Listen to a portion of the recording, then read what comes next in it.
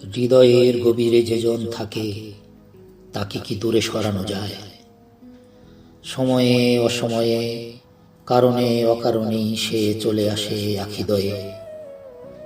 সে যেখানেই থাকুক, কাছে কিবা দূরে, জীবিত কিবা মৃত, ডায়েরির ভেতরে রাখা শুকনো ফুলের গন্ধ যেমন আজীবন থেকে যায়, তেমনি হারিয়ে যাওয়া স্মৃতিগুলো কিংবা সেই ঋত্বিক ভাবনার প্রিয় মানুষ থেকে যায় হৃদয়ের খুব গভীরে।